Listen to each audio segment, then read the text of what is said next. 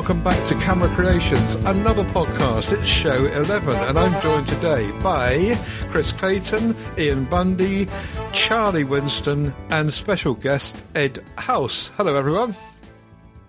Good evening. Hello. Yes, that's right. Say hello. When I say hello to you, you say hello to me.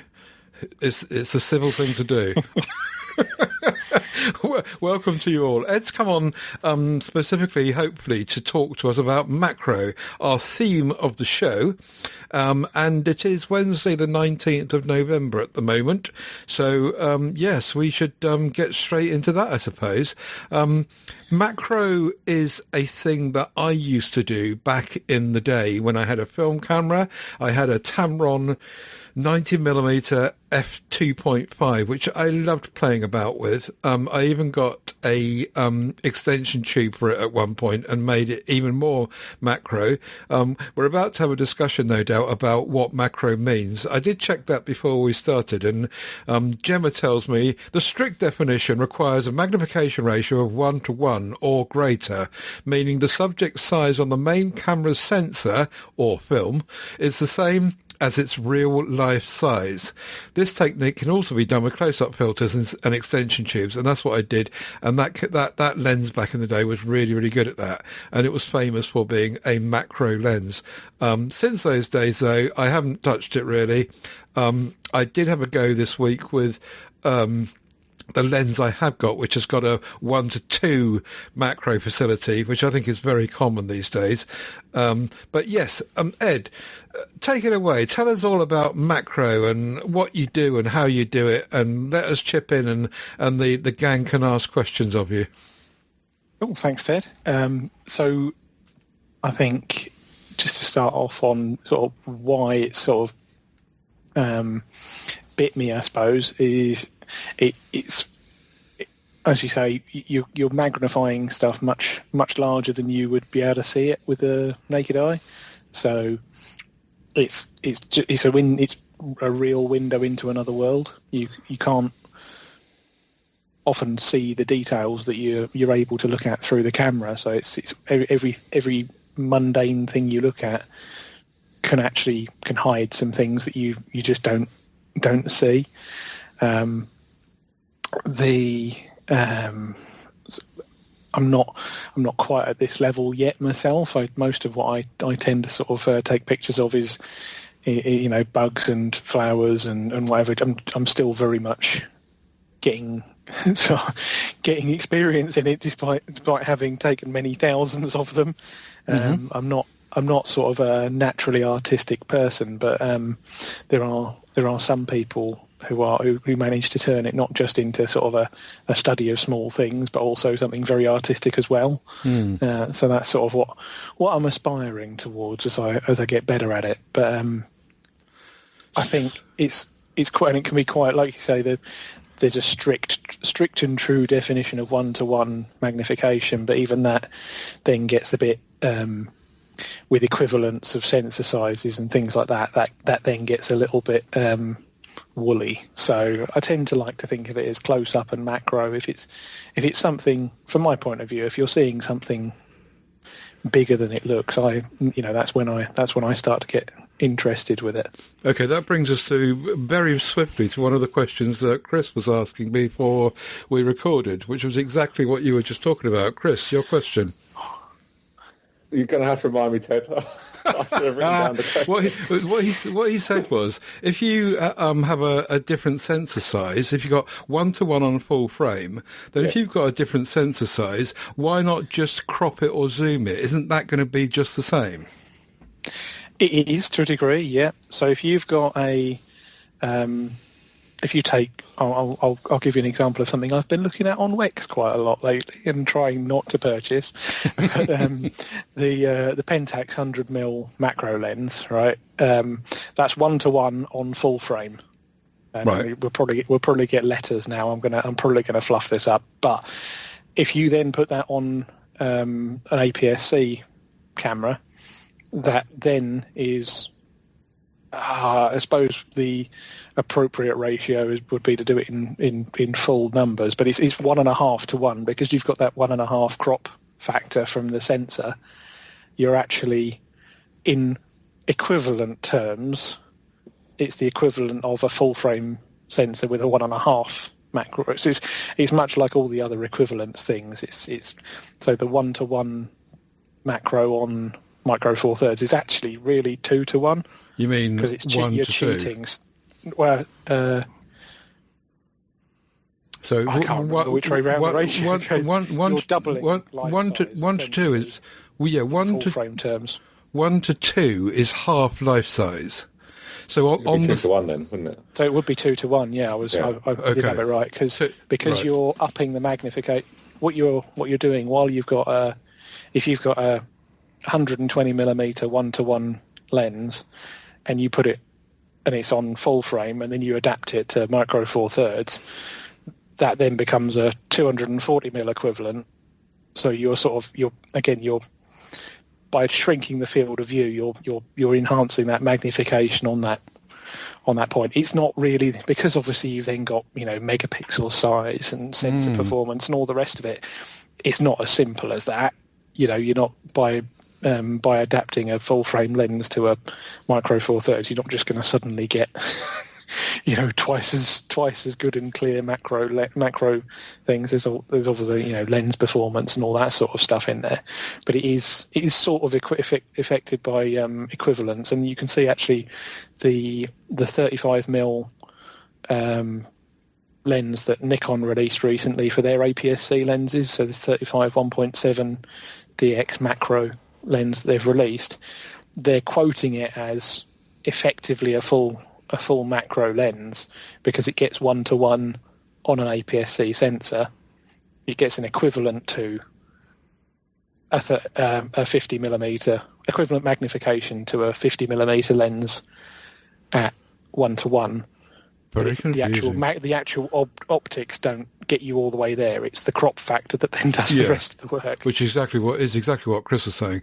So exactly. if you're not going to take into account sensor specifications and megapixels and megapixel sizes, then I suppose it's true to say that true macro 1-to-1 is with film gone, it doesn't really count because with huge variations on sensors, it could mean anything, couldn't it? Yes, yeah, basically. And I suppose if the definition went to okay, we're going to do it as an equivalent magnification, then that would, I suppose you could then set that as the standard. Yeah. But the it like you say, it almost it's meaningless, and it's totally not meaningless because you still need something to frame it with.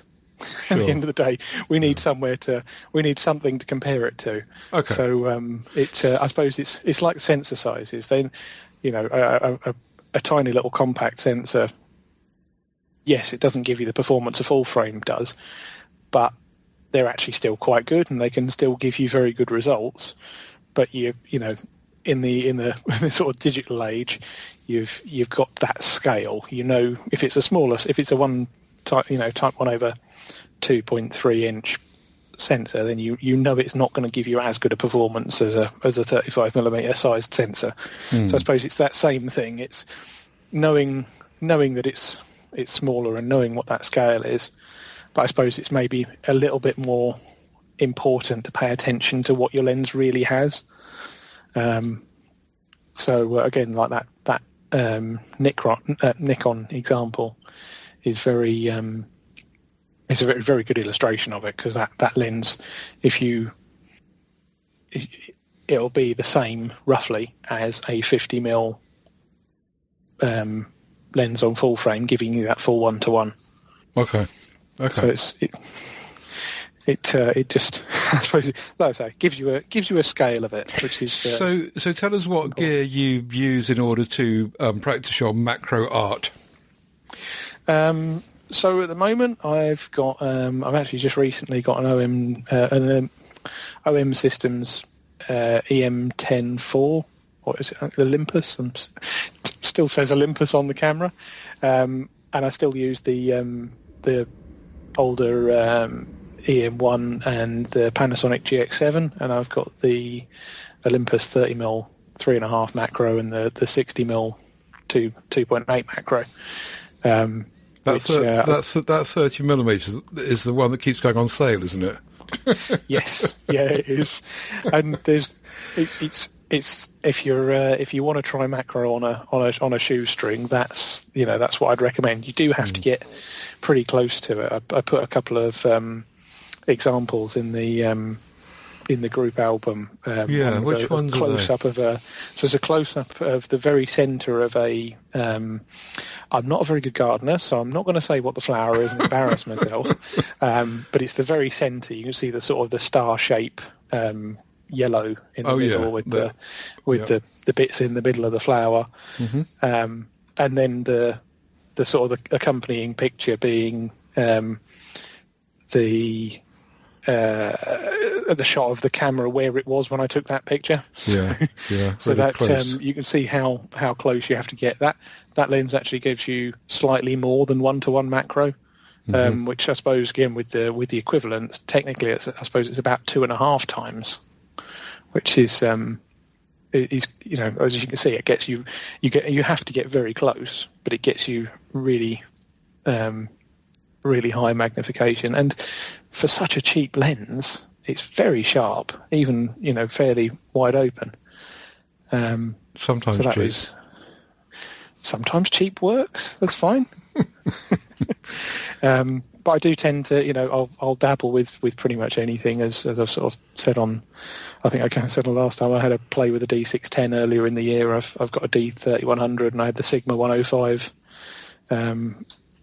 Stabilized macro because my hands are terrible. They shake like anything. Right.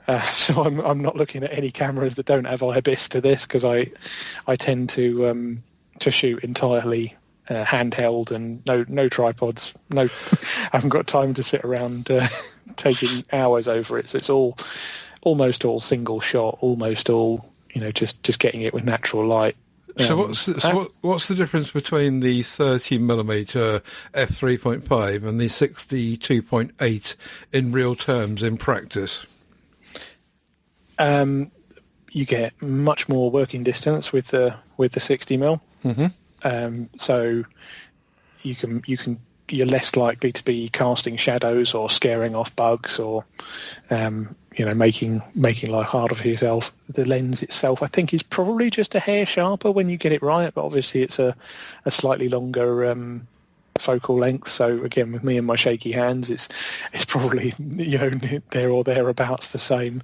If the stabilization in the body can cope with my hands, then the 60 is probably the sharper lens.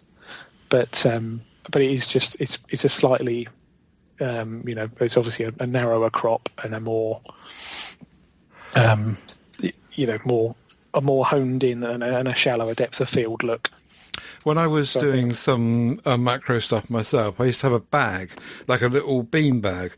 I don't know if you can still get them, but it was a tiny little bean bag, and you just put the camera on it. It's like a tripod, except that it's really, really flexible. I don't know, can you still get those? I think so, yeah. I mean, that's a good idea. I should try it. I think often, so a lot of the pictures I take tend to be sort of at strange heights, strange angles, because you don't know where you're going to find things. So, but yeah, if you've got something on the floor, then that definitely work. I do, I should say as well, compact cameras can be just as good at. Again, you're unlikely to get that true 1-to-1 macro, but a lot of the advanced compacts all had very good. Close up. So, and even the little, Canon Ixus compacts had, they would focus at 1 centimeter. I think Ahmed in the group often posts some lovely macros that he's got with his, and I've put there's a little shot of a moth perched on my fingertip that I took with an Ixus 180, and it's very sharp and very detailed. Oh, yeah. So, and you can even just about make out the patterning of the eye on the thing, and obviously JPEG only and stuff there, but it shows you can still get some pretty good pictures from compact cameras. Very good.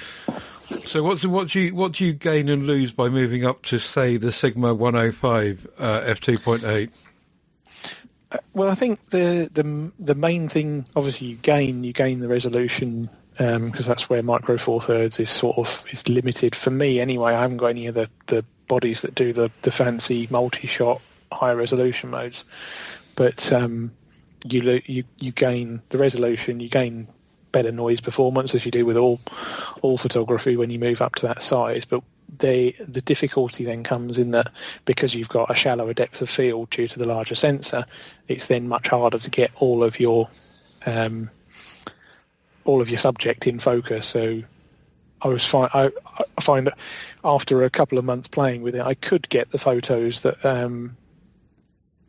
could get them nice and sharp with the D610, but because of that, because you're having to go to much narrower apertures to get the depth of field to have the whole head in focus or something on an insect or the whole center of the flower, you're losing a lot of that advantage as well. There was a good video on YouTube recently from Scott Keys, I think his name was. I think I've put a link in the chat. But he did a sort of a comparison, which I think some of the people did comment that maybe you should have left the diffraction correction on. But diffraction is another thing that then impacts in theory, it should impact Micro Four Thirds more. But he was finding that the diffraction basically blurs your image a little bit the further you go up through the apertures. So once you start hitting f8, you should be able to see it on Micro Four Thirds, and once you hit sort of f11, f16, you should definitely be seeing it on full frame. But the camera manufacturers have been implementing like a diffraction correction over the years, so you're seeing that less of a disadvantage now. But that D610, I don't think had it.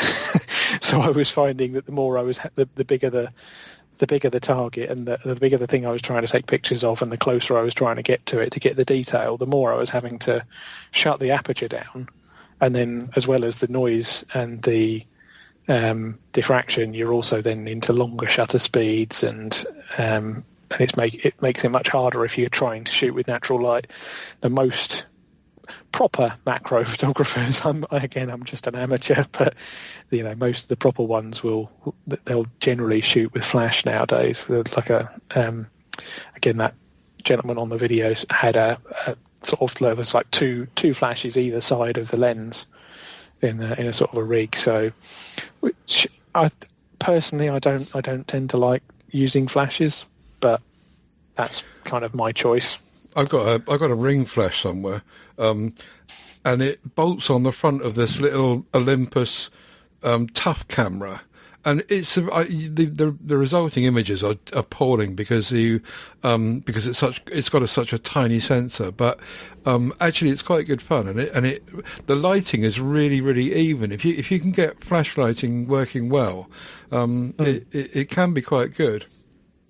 Yeah, I did many years ago. I bought a ring flash for my Pentax gear, but I never really used it because I only had a fungus-ridden manual, like 19 sort of. I think it was 1982 or 83, 100mm macro, and it was.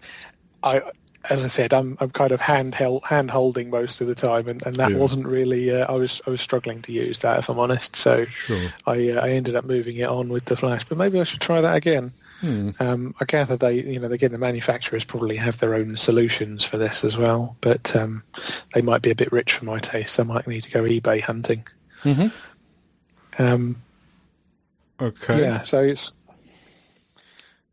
there are, I think, probably as much as anything, I think APS-C, as much as I'm kind of the Micro Four Thirds champion on here, I might possibly be persuaded that APS-C seems to be becoming a bit more of a sweet spot again, because I think you can look at the Fuji 40 megapixel sensors, and that's quite high pixel density, and so you probably get quite a lot of detail out of a target with that. So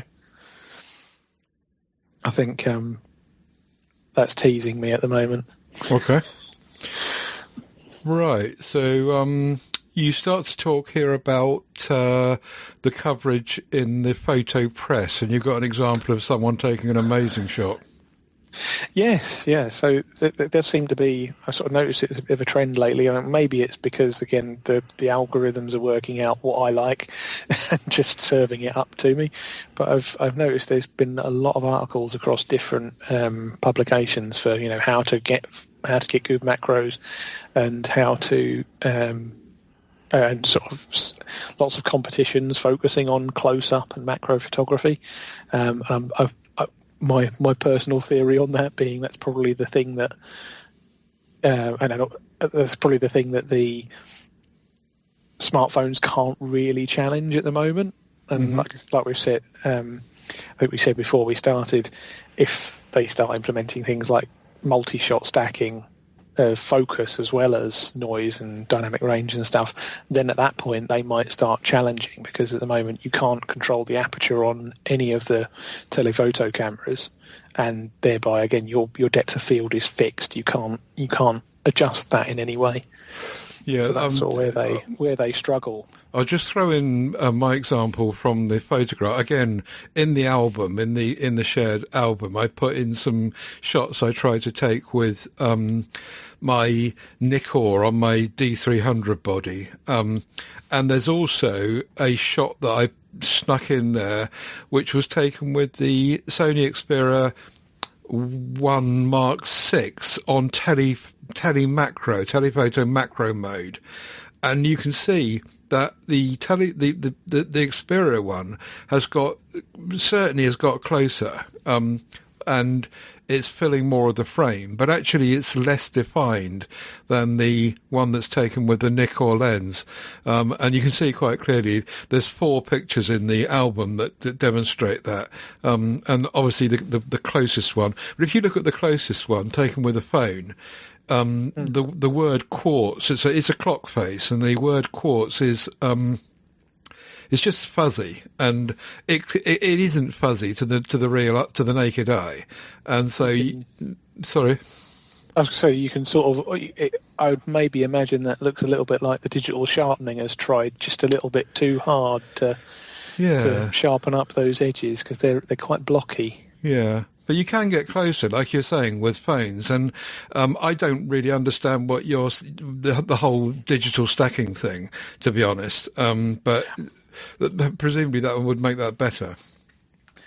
Yeah, it could do. Again, the multiple, the sort of stacking makes things cleaner from a noise and quality point of view generally anyway. As we've seen with phones sort of punching well above their sensor size. But yeah, so that stacking, if they could, if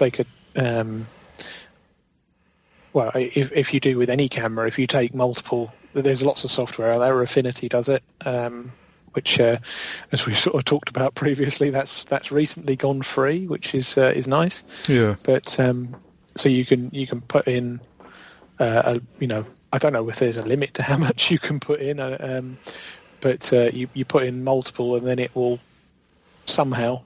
Computer wizards manage to get it to take the bits of the image as the focus moves through, which you can obviously then, if you're able to stack, you can afford to use the sort of sharpness sweet spot of your lens, rather than whereas I might have to shoot at f8 or f11 to get all of an insect's head in.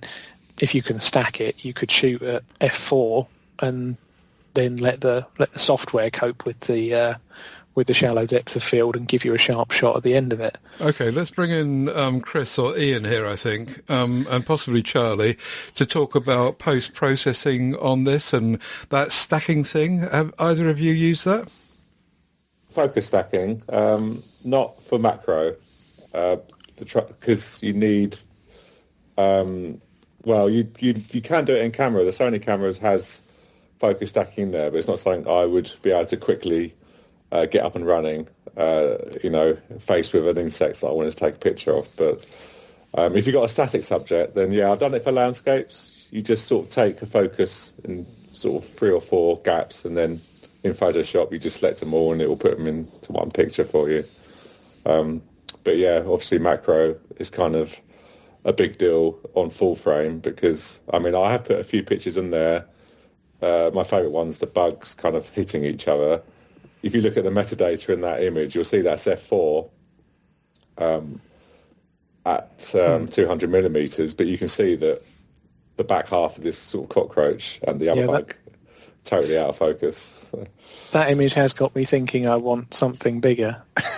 Yeah, despite being the 4/3 ambassador, if you like, it's really, really good.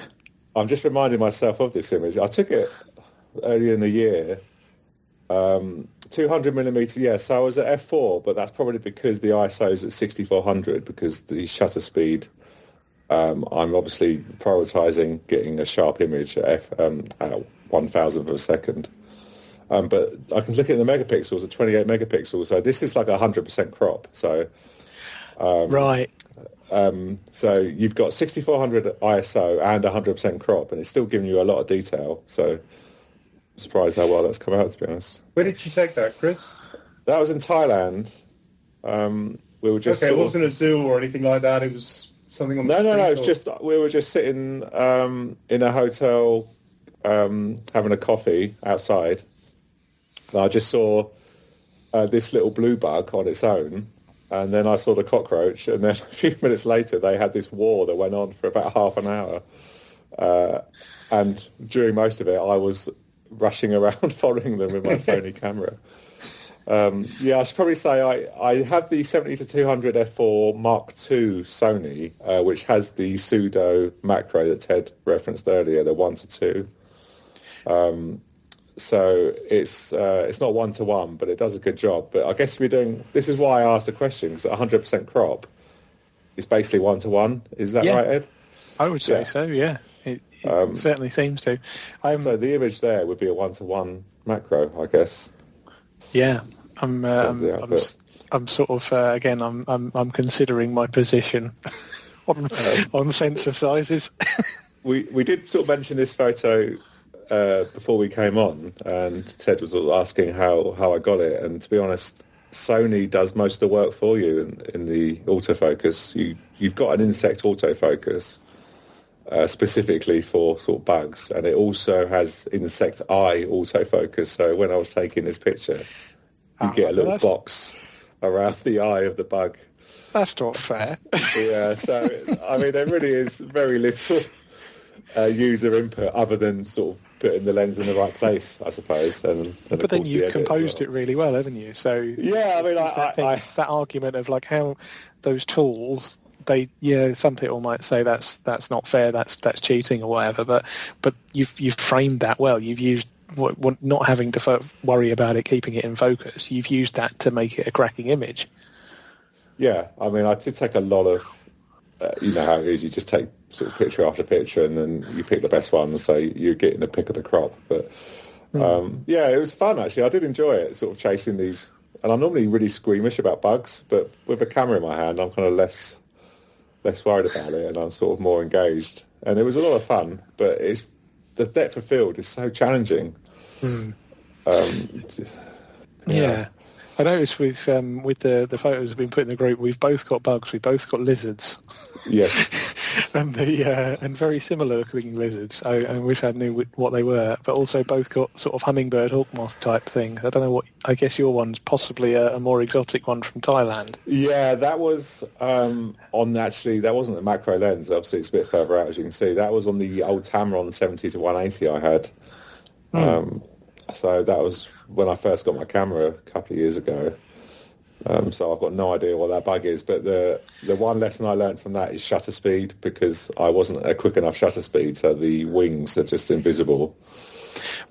I quite like that for those. I mean, I think that's probably like a clear wing moth or something. The one I posted is a hummingbird hawk moth, which is very, basically very similar, but with like a solid wing. So part of that is not your shutter speed; it's the fact that the wings are actually see-through. So you don't need to beat yourself up about that. They're they're only like outlined in black. So, okay.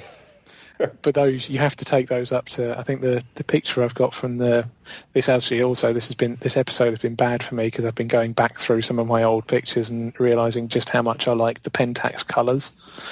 But like you can see, I've got a picture there from the K70 of that hummingbird hawk moth with some pink flowers, and that's at f11 and 1,000th of a second, and the wings are still blurred.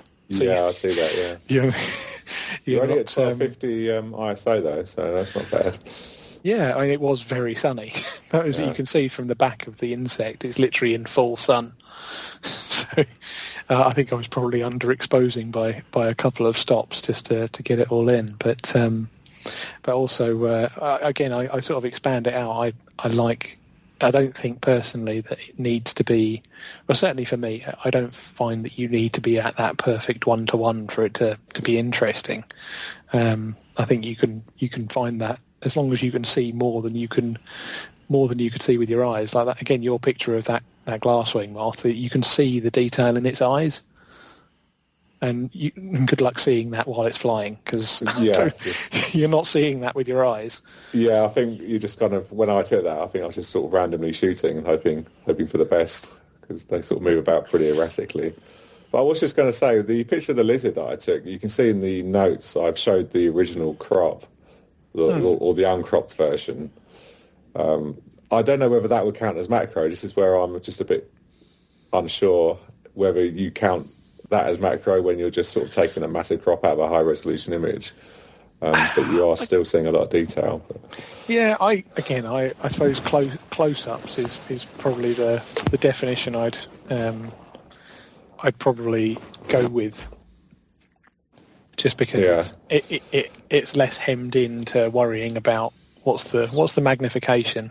It's just, is it an interesting shot? What details can you see? I mean, your picture there, it doesn't matter that you've cropped it heavily. You can see all that detail on the scales. And maybe if I had a higher resolution camera, I might crop more. It does give you a lot of options. Well, you open the depth of field up again there, don't you? Because the closer you go towards your subject, the shallower the depth of field gets again. Yeah. So by cropping, if you can, you are minimising that a bit. I don't know how it compares in terms of equivalence, whether that really sort of gets you anything. Well, that's obviously right. That A7R5 is a really good sensor anyway. It is good, and that lens, that 7200 lens, is probably the sharpest lens I have. So if any images I'm going to crop, then images from that lens are probably the ones to do it with, because I mean you can see with all those shots they're all cropped, but you wouldn't really know it. No, it's it. They're all definitely plenty sharp for getting the image across. I think that's also the thing that so far has kept me from needing to experiment too much with the stacking. I put an example in the notes from a recent sort of winner where I think they stacked like 80 shots to get this close up of a moth's face. Yeah, which is it's an amazing picture. It's still very shallow depth of field, even with that many images. It's crazy. So is that taken with one of those special slidey macro tripod thingies? I don't know, if I'm honest. I didn't read that far into how they stacked them. That's obviously, I think from a technical point of view, like a sliding rail is probably better. Because you don't then have to worry about things like focus breathing. So the field of view changing as you focus from near to far. But yeah, so that's something I have played around a little bit with on my Olympus EM1 because there is in-camera stacking. That's why I've stuck with the Olympus lenses, is because you can do in-camera stacking on the Olympus. But does it spit out the image at the end? You don't have to stack it yourself after. Oh, yeah, you don't have to do it at all, which is not bad for a 13-year-old camera. I think it is now. So I wonder what they're really missing a trick, aren't they? The newer cameras with the computational stuff. I think so, but I don't think the newer Olympus ones are. I think they're pushing that every way they can. They do actually have quite regular like webinars and stuff on how to get the best out of macro gear, which I think as long as you're on the new Olympus I'm saying Olympus OM Systems newsletter, then it doesn't matter what camera you use. They're not going to kick you out for not having Olympus gear. Yeah. But they do some very good talks on there. Is that all to do with them aiming at industry and medicine and stuff, or is it very squarely aimed at hobbyists and pro photographers generally? I think it's it's been photographers talking to photographers. I think from what I've seen, it's just been there's normally some people from Olympus and one or two of their brand ambassadors. Like the Canon, like all the manufacturer programs, the people who are sort of doing the best, I suppose, with their gear. So they've done some quite good sort of comparisons of how to best use the different lenses, and one of them described the 30mm as a sort of a run and gun macro, so you can easily handhold it and just sort of do what I do a lot of the time, whereas the 60 is a bit sharper and a bit harder to handhold, and the 90 is more, because it's so you're on a longer field of view, shallower depth of field, longer focal length, narrower field of view, and a narrower depth of field. It's a more tricky thing to use, and I think again you get the best out of that probably with one of their pro bodies for having that in camera stacking with the newer chipsets. Okay. But, and what part IBIS and OIS play in that? Yeah, as I said, I can't shoot without IBIS. Yeah. My hands are too shaky. Yeah. If you've got good steady hands, then well done. Good luck. Yeah. But I can't do it. I need some IBIS, and that I suppose again when I look at other bodies that limits my choice a bit. Obviously, everything Olympus right down the range has IBIS in it, and that's something that is missing from the APS-C stuff at the lower end. Generally, I think Canon has one body, which is the high end. I think it's just the high end. I think it's an R7. I'm going to be wrong now because I haven't researched that, but it's their highest end APS-C body, and Nikon Z50 and ZFC don't have IBIS either, so that limits me in terms of what I would be able to choose and do what I want with it. But maybe I should try a monopod or something. So, like most phones these days, is OIS in everything? Most lenses nowadays, I think Chris and Ian and Charlie might be able to correct me, but most lenses seem to be either the high end ones have stabilization in them, and often that works with the bodies now. Right. So like high-end Sony stuff tend to, but the sort of primes and the lower end stuff don't seem to include it anymore. Mm-hmm. I had that stabilized 105 Sigma for the Nikon D610, but I've looked at the newer version for the Z mount doesn't have stabilization. I don't know if Nikon's own version does now. Their old version did. I would hope they've probably kept Ian, it. But Mr. Nikon is gone. Yeah, I'm there. But he fell asleep. I've talked him to sleep. There we go. I'm taking it all in. No, I'm not too sure. I mean, I have had some occasions where using tripods to switch off the IBIS and stuff like that to where it puts some shake into when I've been doing landscapes. But apart from that, it's about as much as I know on that side. It does look like their VR, their 105 for Z mount does have VR on it, that'd be good. That's still in the running for me then. If I win the lottery. Right. Get myself a job in it. Any questions, anyone, or anything that you want to still cover, Ed, for us? I think I've talked enough, haven't I? Anyone got any questions? I don't want to put the listeners to sleep. Anyone got any questions about macro? Something that you want Ed to kind of go further into, or don't understand still, or thoughts? Maybe a question for me. Do you use any sort of lighting or anything like that, or is it just purely from the camera? I'm almost always natural light. I did explore. I did use the onboard flash a couple of times with the Nikon. I think again, like there's a head-on photo of the of a damselfly in the album that I think that was taken with the flash to bring it out. But even then, I was still at ISO 1600 in the day. So wow. It was. That I think that's probably, I suppose, one other thing to be aware of. The reason I have to get to that point is because most macro lenses lose because you're cutting off the light that's I think it's partly because you're cutting off the light and partly probably the transmissivity of the optics. As you're getting closer to the target, you're cutting off a lot of the light that's reaching it. So like that Sigma, I think it might have been f2.8, but by the time you're actually at macro distance, I think it was around f4.5.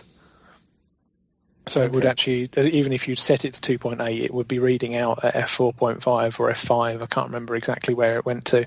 And similar with the, I think some manufacturers just sort of up the ISO to cope with it, if that makes sense. And you've set the settings you think you're shooting with because that's what you need to get the exposure with that aperture value. But because of those other factors, I think they compensate a little bit in camera to give you what you're expecting, rather than you sort of thinking, right, I've got my exposure settings correct, and then ending up with a dark frame and going, why did that happen? But yeah, I don't tend to use lighting. I don't like fire, even bugs. I don't really like firing flashes at things. Unless they're I don't dead. like doing it to people. Well, yeah, I suppose that could be, But again, I tend to prefer my subjects living, and preferably not stunned out of their wits. Fantastic. Okay, thanks ever so much, Ed. That's been an interesting deep dive into macro and some thoughts that will meander around the cranium, no doubt. So do stick around if you've got time, and we'll head off into the panel's catch-up. Charlie, you've been to the capital. Yes, I went to London on Friday last week. It was very heavy rain. I bought a new lens, the Samyang 14-24 autofocus E-mount for my Sony A7 Mark II. So my plan was, with the rain, to do reflection shots mostly. But I was kind of stymied in my first location because it was the King's, I think it was the King's birthday or something, so they had a salute for him.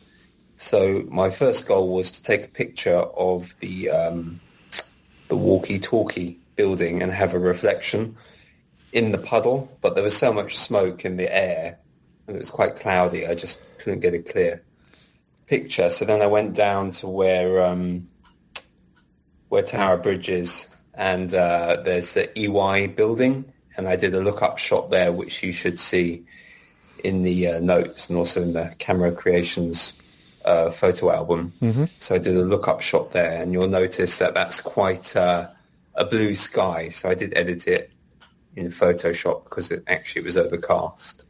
And you can really see on that photo, that was at 14 millimeters. So that was the first photo I took. And then I went down to Canary Wharf, and I tried to replicate the same photo that Chris took. You're following each other around, aren't you? Yes, basically. I'm trying to catch up with him because he's got the 9mm lens and I've got a 14mm, so it's obviously his one's a lot wider. So yeah. It's difficult to get the same aspect really of the photo. So I did an escalator shot at Canary Wharf, and then I went down to Lime Street, where the Lloyd's building was. And I had an interesting conversation with a gentleman there. I think he was a banker. I was standing by his Land Rover doing some look-up shots, and I saw this fellow in his car, and he just kind of poked his head out of his sunroof to try and see what I was taking a photo of. And then he said, "Oh, I do a lot of photography as well." I was like, "Oh, really?" He's like, "Yeah, I was thinking about just packing it all in, doing working in finance and just taking up drone photography full time." Now, I don't know anything about drone photography, but he did this as a hobby, and he was showing me his pictures. They were quite good, and he taught me a trick, actually. He showed me some of his photos, and I told him I was trying to do reflection shots, which is ironic because I didn't have one single reflection shot. And he said what he did is he would use his iPad or a friend's phone to mirror the image that he wanted to take a photo of to create a reflection. So essentially it was like a fake reflection. You'd think it's like a body of water or something. And he showed me many of his photos, and that's kind of how he was getting away with it. So I think that's something I might experiment with in the future.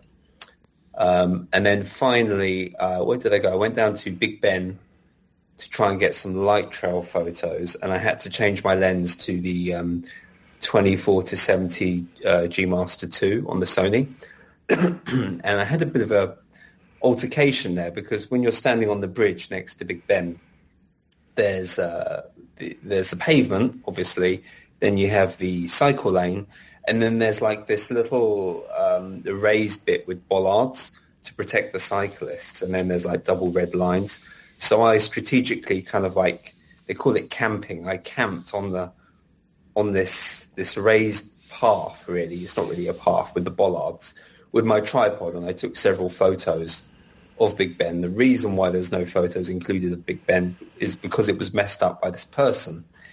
He had a Mercedes and he was driving down the road, and he turned in the road and drove into oncoming traffic, essentially, and just pulled up right where my tripod was. And then he tried to get out. And remember, you're not meant to park there at all. He opened his door and knocked my tripod over, which I managed to catch. And, we had a bit of a arguing on the street. I told him he shouldn't be there. And, it just kind of ruined the whole experience. And it was raining quite heavy as well. So, after that, I decided to kind of slowly make my way back to the station. So that was my experience of London using the 14 to 24 Samyang. And it was a good experience. It's very different from, as you know, I shoot street primarily. So it was very different trying to do architecture, trying to copy some of the photos that Chris C does. Mm-hmm. So it was interesting. Yeah, any thoughts, Chris? Yeah, well, Charlie seems to attract trouble. Whenever he goes out, he ends up with some kind of altercation with someone. Chris said I should actually go out with a GoPro. Yeah, I'm entertaining. Yeah. But yeah, I like the edit on the escalator shot. Teal and orange, it's a classic. I like the look-up shot. And the little tip that the man gave you, you don't have Instagram, so you wouldn't know this. No. But anyone who has seen Instagram will have seen this quite a few times. A young chap with a camera in his hand will wiggle the camera and say photography hack, and then they'll do what you described, where they'll use their phone as a mirror. So there you go, I'm out of the loop. Yeah, it's a fairly common little trick, but it does work. It does work well. But, yeah, I have seen that before. But yeah, I really like the edit of the Lloyd's building with Horizon 20. I think that's the Horizon 22 behind it. Yeah, the funny thing with that shot actually was, in order to get it, I had to walk about 3 or 4 feet onto, I'm trespassing now, onto private land. There was a big sign, and it actually said, no pedestrians over this point, private only. And of course I couldn't get the shot, so I just kind of like walked over, and it's on like a gangway on like a bridge, so I kind of like walked over to that to get the shot. Otherwise I wouldn't have got it. But all the best shots you always have to go out your way for, really. I wouldn't have got it on the pavement. That makes it illegal. It makes it illegal, yeah. Oh, troublemaker you are. Yeah. Lawbreaker, yeah. Watch out. Okay, Chris, what have you been up to? So I do try and get out at least every 2 weeks, so I have something to talk about. And I did on Saturday morning. Got up for, well, I thought it was sunrise. Sunrise wasn't for about another 3 hours now, so I was fumbling around in the dark for a little while. But I decided to go to Devil's Dyke, which is a viewpoint on the Downs, quite a well-known spot in Sussex, because I saw a bit of fog out the window where I live. So I thought, well, I'm going to get some fog up there. And I drove through the fog and got to Devil's Dyke. It was still pretty dark, but there was no fog anywhere. So I just sort of walked around for a bit, and the fog did sort of roll in, as you'll see in the pictures. And sort of about half hour or so before sunrise, sorry. Sort of the fog started rolling in over the lower lying areas that I was looking down upon from Devil's Dyke. And I took quite a lot of pictures with my 70-200, sort of different sort of areas of the landscape. I had my pick, really, because you can pick out so many different little spots, little moments in the landscape where the fog is, and it's changing so quick. It's difficult to know, what to shoot and what not to shoot. I did do a few panoramas, which I've posted into the album and in the group here. And these were all handheld, so I was quite pleased that they stitched well together.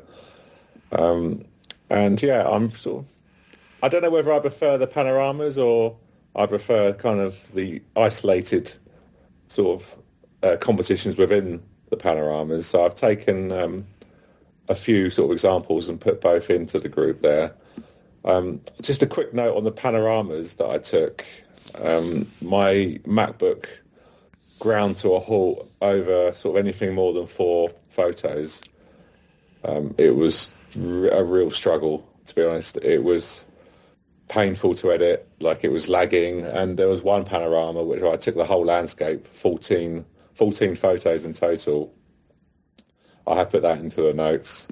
That took literally about half an hour to spit out the final image, and I couldn't edit it. All I could do was just do an automatic edit, and that was it. Anything else would just crash Lightroom. So it's given me a bit of a crisis of confidence in my MacBook now, and I'm sort of looking at perhaps... Windows.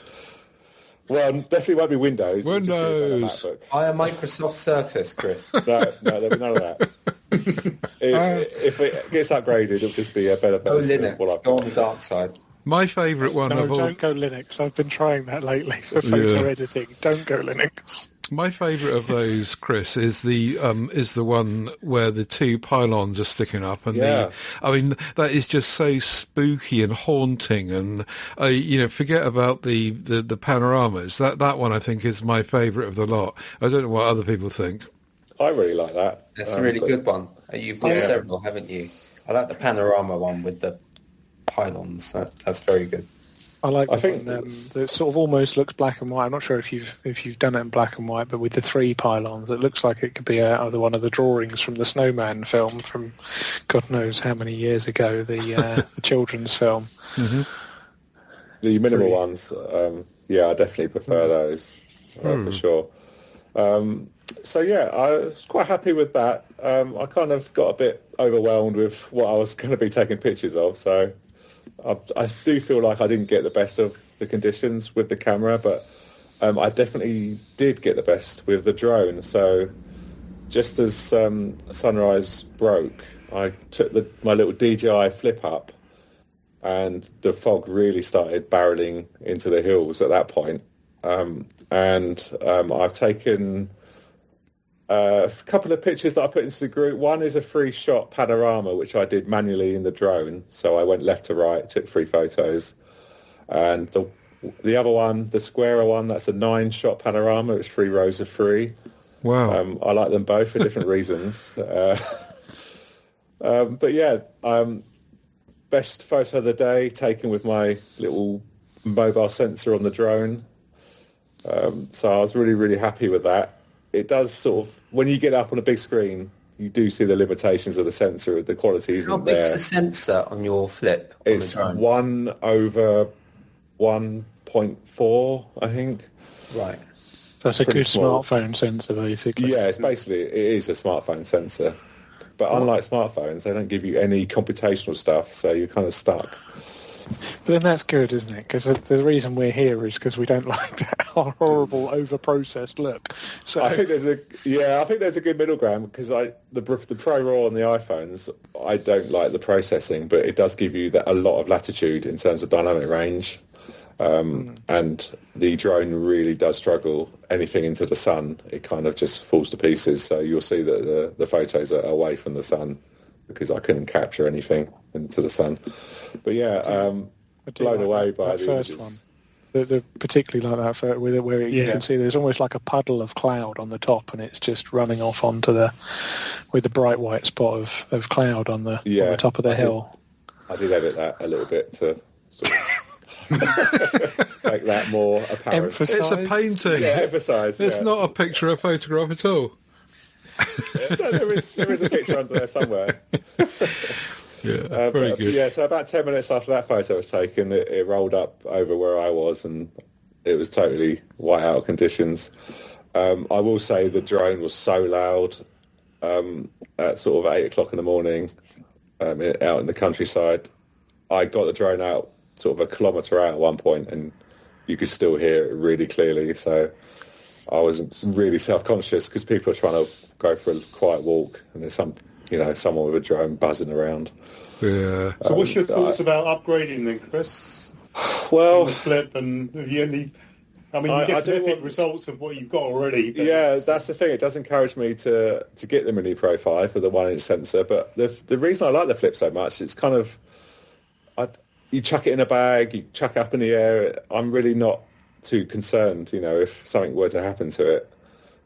But can you get if I spent... quieter rotors for it, or no, anything like that? You can't. No, because they're in like little guards. You can't take them off. No, I mean it's just because of the conditions in that day just made it really obvious. Normally it wouldn't be quite so bad, but I don't really want to spend sort of £1,500 on a drone because I'd just be so worried about flying it and it sort of getting hit by a seagull or something. So I do like the sort of casual nature of the Flip, but it does struggle a lot with dynamic range.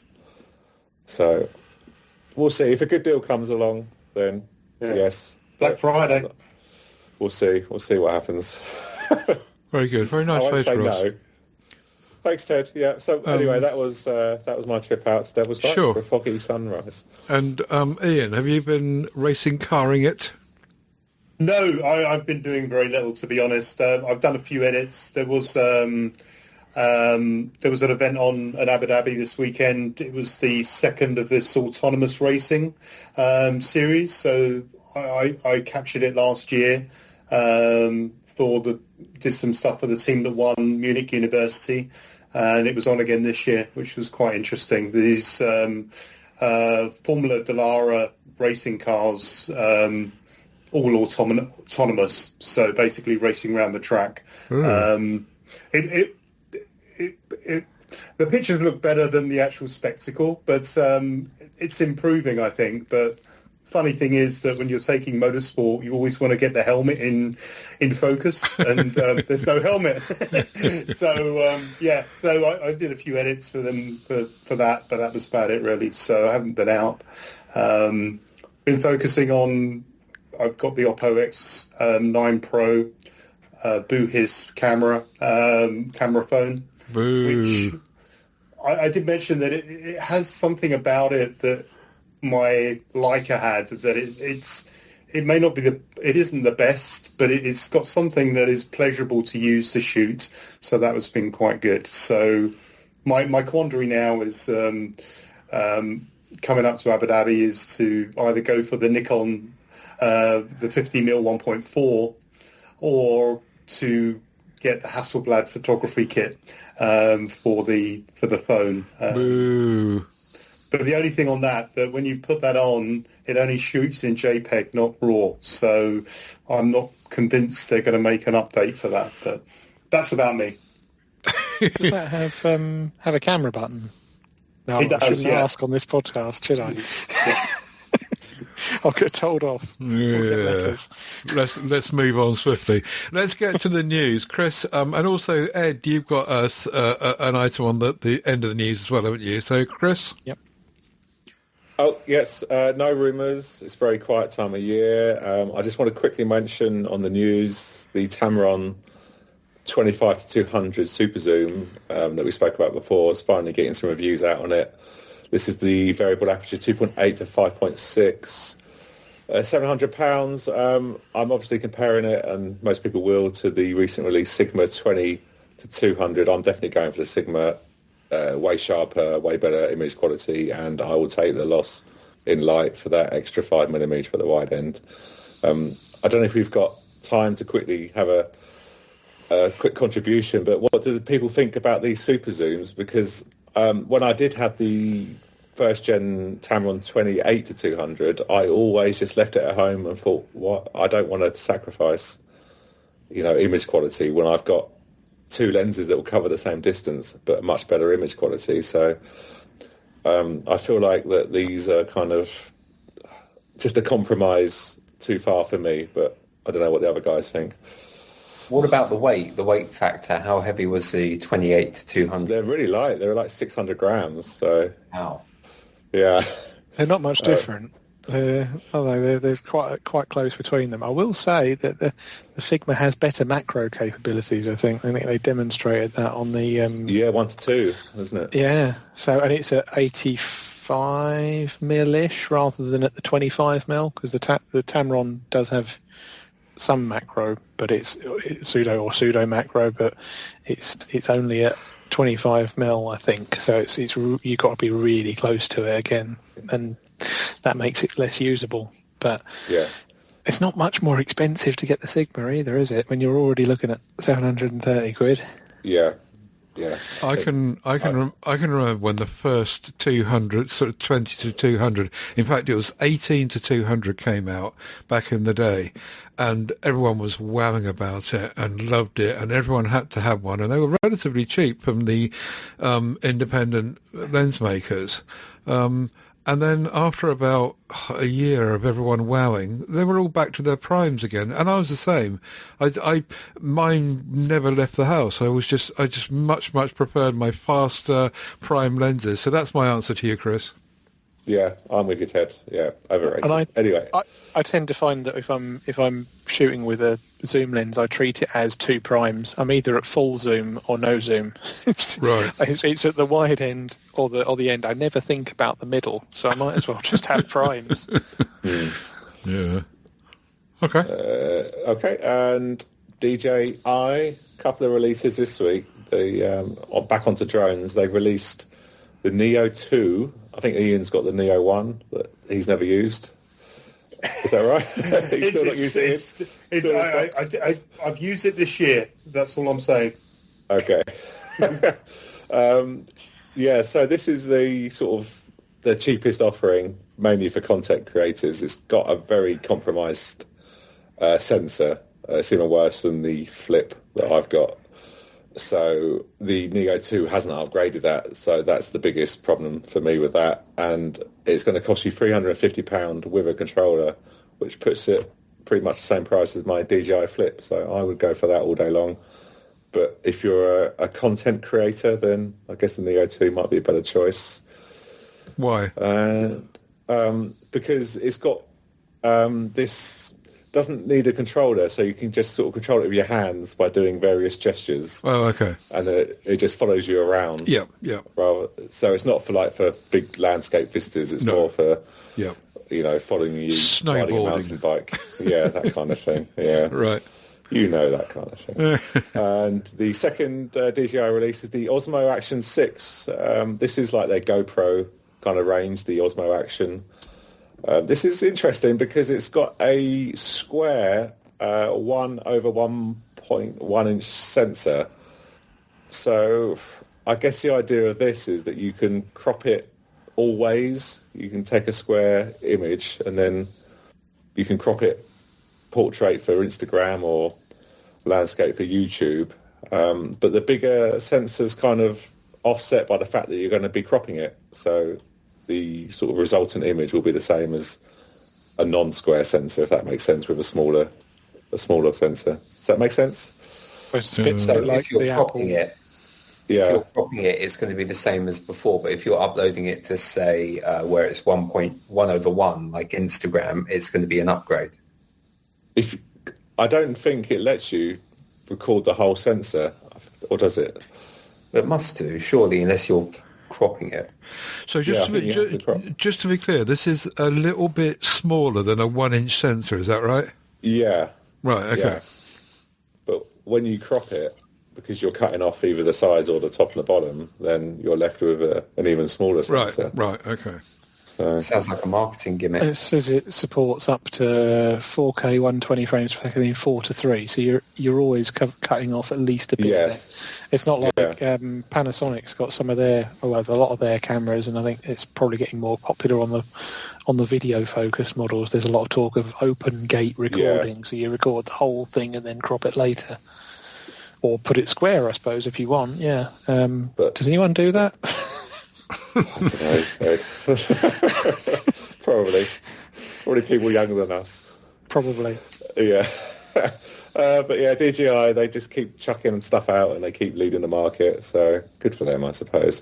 They've got but an interesting camera grip for that, haven't they? I don't know if anyone's seen the coverage on that. But it's basically a shutter button and it plugs into the USB port. And I've seen it. It's like a modular grip, isn't it? Yeah, almost makes it into a little compact camera. For the action? Oh. But it's sort of again. I'll shout out my usual YouTube channel of going and seeing Micro Four Nerds, because Emily will cover all these small cameras and she's got a video on it. So, but it's just just makes it into a little compact, really. But obviously you've got doesn't that defeat the purpose of an action camera, because it's no longer an action camera, is it? Yes, it does. It does, because the grip isn't waterproof either. So you also lose the ruggedness a bit. Yeah. Defeats the purpose. Yeah, I guess if that's all you've got, then might make sense. But... Yeah, I did see. I went to a gig a couple of weeks ago. I might have mentioned and there was a guy in the front row there who was using what I could only assume was an action camera in like a rig, and that was what he was using to take pictures and videos throughout the gig. For me, I wouldn't want to use something that wide a lens, because I think even if you've got like a 180 degree or 135 degree, whatever the lens is, even cropped in twice and losing a lot of your resolution, that's still going to be a fairly wide ratio. But if you like ultra wide, I suppose it's fine. Yeah, if you record the whole stadium. Yeah. So the last item is something that you've added in there, Ed, about this sort of AI camera. If you could, the Kyra, yeah. Kyra, I think they pronounce it. So Camera Intelligence did the Alice camera a few years ago, which was a nice idea. A sort of a Micro Four Thirds body, basically, with no screen and very basic controls that used your phone as the screen and the interface. They've got a very nice interface on it. It's sort of trying to make things fairly accessible. So you've got like dials for a dial for the sort of the look of the picture. If it's probably something you have to see to really understand, but you can sort of, there's a few different looks and you can dial them up and down to see how they affect the picture. So it's very sort of, it's like Photoshop on the go, if that makes sense. And so they're launching this. They've launched this Kyra camera, which is basically the same sensor from the GH5S, which is around about a 10 megapixel output from a 4/3 sensor. It's better, I think, in low light and stuff than your typical one, because I think that sensor is like a dual gain. I don't know if they're doing the same thing as Panasonic do with dual gain and getting better performance at higher ISOs, but the sort of the thing they've been selling it on is this inclusion of Google's, and I can't believe I'm going to say this on a podcast, but Nano Banana AI. I'm a banana. No, it just feels wrong to say it. I'm sorry, but I guess someone in marketing has had a very good day with that. But it's their sort of advanced image generation and manipulation and all the rest of it. You can control your edits by talking to it and those sorts of things. But that nano banana stuff is basically powered by the subscription, which they'll charge you for after the first 6 months. Again, there's another. I'll shout out Micro for Nerds again, because Emily's done a sort of an intro video on her channel, which again is very, very good. The hardware looks really nice. If I like gadgets as much as I like cameras, and this is a gadget camera essentially. It's a very nice, aluminium block. It looks really well put together. It uses MagSafe, so anyone with an iPhone. It does seem they've abandoned Android this time round. So they've said they haven't mentioned any Android support, which is sad because the previous generation did. But yeah, she did a good rundown of the hardware, but sort of ended up sort of finishing on a bit of a cautionary note or a call to think about. Where do you draw the line as a photographer? Is this still photography? And what to you constitutes just using AI to generate an image? If you've taken the picture, is that enough, despite whatever you do to it, or is it just do you just do minor edits that you could do in Photoshop? But then you've got masking and all sorts of things, haven't you? So it's quite an interesting topic for debate. I don't know if anyone's got any thoughts on that. It's the same as any type of art, really, isn't it? AI. I mean, if you're incorporating it with a photo you took, it's just another medium at the end of the day. My issue is that any edit you do replaces the entire image with an AI-generated one. So if you say, make the sky brighter, you've got a whole photo that's been totally generated by AI based off an actual photo that you took.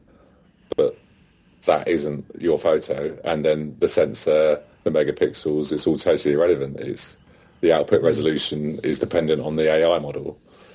Yeah, I noticed that with the subscription. I mean, again, it looks like they've sort of indicated $7 a month, which doesn't seem too high, and it seems actually slightly lower than Google's. But Google's subscriptions have limits on resolution in some cases, and obviously like processing priority, which I guess is if they're under high.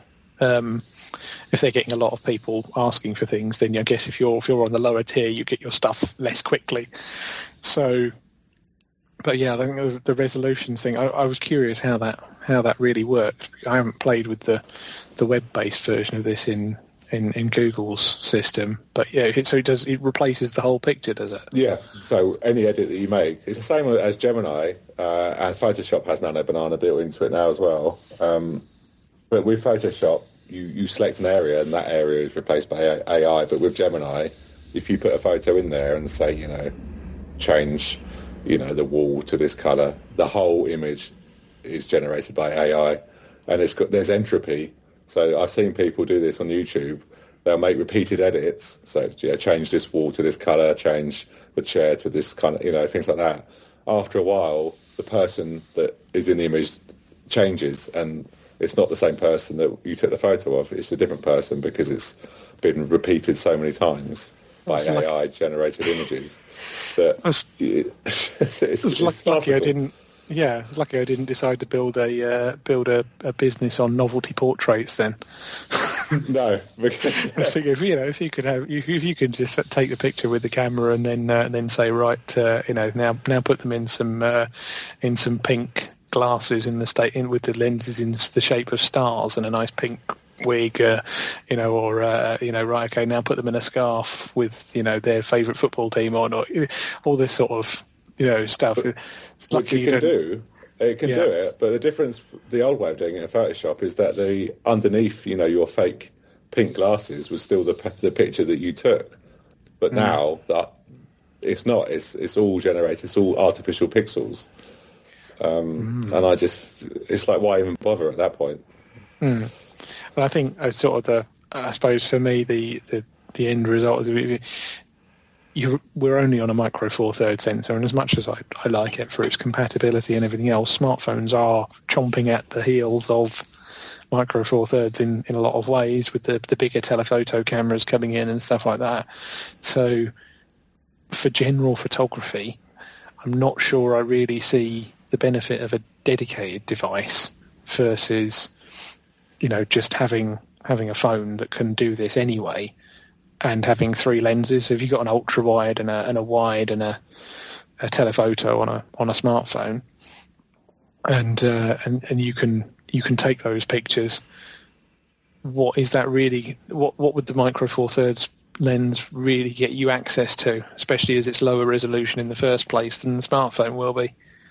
And I know 10 megapixels on a micro four thirds can be sharper than a smartphone, but also the multi-shot does help in a low light and things like that. So I'm not sure it's really enough. Just a question on the difference. Let's get back to glass. The Alice camera. Did it ever get to market? I thought it was a total con. They've been talking about it for years, and it was a complete mess. So I'm not... From what I could find out, they did start shipping them in the end. There were lots of manufacturing delays, but they did ship them out in the end, from what I could see on the internet. Yeah, because I know it's been around for so long. I mean, the concept, and I think we spoke about it on a previous podcast about the Sony thing that you use to bolt to the back of the camera, the big lens thing. But from what I read up about the Alice camera, it was just this Tony Northrup was the only one to talk about it, and there was a lot of feedback that it was just a snake oil thing and never got to market. But I think now they just put AI on it and they can relaunch it. So it does look like it's a very similar device from what because Micro Four Nerds, she did have both of them. She did an intro rundown on the first one and has now done the same on the next one.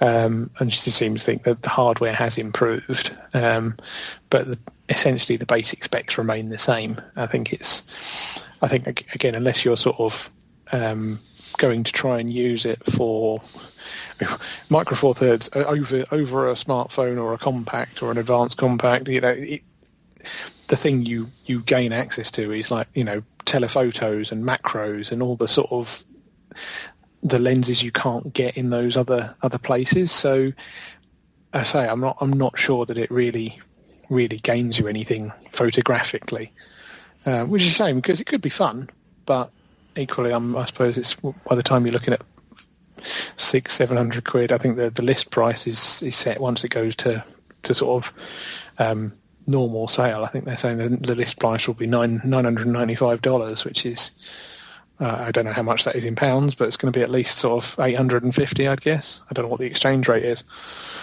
Mm-hmm. That's a lot of money. You get a proper camera for that, so yeah.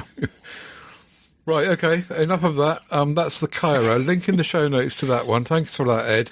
But just before we go, something that Chris has brought to the Back to Basics section, which I've never heard of. I'm not sure if I'm supposed to have heard of this or what, but I have. I really don't think I have. Chris, tell us about it. You might have heard of it, Ted, just maybe called something else. Okay. It's normally called zebra clipping. Or it just says zebras sometimes in your camera settings. This is where probably because you'll need a mirrorless camera or a digital EVF. The phone will do it as well. So that might be where you've not seen it before because the DSLR can't have it. But basically, it will overlay, your composition, and it will flash black and white stripes over any areas of that image where the highlights are blown out or the shadows are crushed. So it's like an instant indicator while you're taking a photo that you're going to take a photo where the highlights will be blown out and you won't be able to get them back in the edit, and the same with the shadows. Okay. So I use this all the time. I've got this assigned to a quick setting on my camera where I can turn it on and off quickly because it can be distracting. But it also sort of gives you an immediate kind of prompt to, bring the exposure down so you're not blowing out the image, or if you can't do that without sort of sacrificing the rest of the image, it will say, you know, this is the time to take an HDR photo where you can stack 3 or 4, 5 exposures, and you'll get all that detail back. Doesn't a histogram do the same thing as a Zebra? Histogram, it will do that. It will show you on the histogram, you'll see like that it's clipping, but it won't be as obvious, because if you're looking at a histogram on a tiny little EVF, there might just be one area of the image that would only show up as a small part of the histogram that you won't even see. But if you just quickly turn on Zebra clipping, I mean, you can't miss it. It will flash at you. So, and you have this assigned to a separate button on your... Yeah, I have it marked as the down button on my little D-pad thing on the camera to turn it on and off. Quite good. So for that escalator shot that we both took, the skylight is always blown out, which I guess you might have had trouble with in your edit. I had to mask it and then desaturate it to... Yeah, and even then you're not getting back. Like if you see my one, you can see the buildings through the glass. Yeah. Because I've done an HDR stack to keep that detail. Right. But the Zebra clipping will show you that area that's blown out, so you can make adjustments in camera rather than sort of worrying about it in the edit where it might be too late, and it often is. So it's just a quick tip to give Zebra clipping a go, assign it to an on-off button that you can quickly get to on your camera, and it might save you a lot of trouble and perhaps even a bit of heartache in the edit. I'm finding references to Zebra patterning, even in Sony's help pages, but not clipping. That might be it, Ted. Okay. Patterning. It's not. It's just called Zebras. I've just checked on mine. It just says Zebras. Okay. I've linked in the show notes. I've linked to a Sony help page that says Zebra patterning, and it explains what it is. Exactly what you said. Yeah. Yeah. I've just had a look on my Olympus and on the EM10-4. You've got. I can set 2 custom views, and one of the things that I've just ticked on one of my 2 custom sort of displays is highlight and shadow. So that does basically the same thing, but it highlights. It shows the highlights in blue, in orange, and the shadows in blue when they clip. So it Strange does zebra. a similar thing. No zebra, but no zebra. blue and orange. I think a lot of those. But it does show you where it's clipping to black. Obviously the zebra's a hippie. If you're doing a lot of sort of landscape or cityscape stuff, it's kind of invaluable for me because you're not getting back those details, especially in the highlights. You can underexpose a lot and get the shadows back, but highlights you're never getting back if they're blown out. So it's good just to have that reassurance that you haven't blown them out, especially with landscapes. Cool. Okay. Because, you know, the sky is kind of fundamental to the image. Thanks very much, Chris. Time is pressing on, so we'll draw a line under the proceedings there. And it looks like GAS might be the theme for the next show, which stands for Gear Acquisition Syndrome. And that is a topic we can probably all talk about for about a month. So I think we're all experts. Yeah, Charlie's an expert on that. So, come back to us next time for that. Thanks to everyone, especially Ed, for taking the time. You're very welcome to come and join us on the show whenever you're available and have got the time, Ed. It's great to have had you with us. Chris Clayton, Ian Bundy, Charlie Winston, and myself. And we thank you very much for listening if you've got this far. And we'll be back in 2 weeks' time with another round of Camera Creations podcast. So goodbye for now. Bye. Bye. Bye.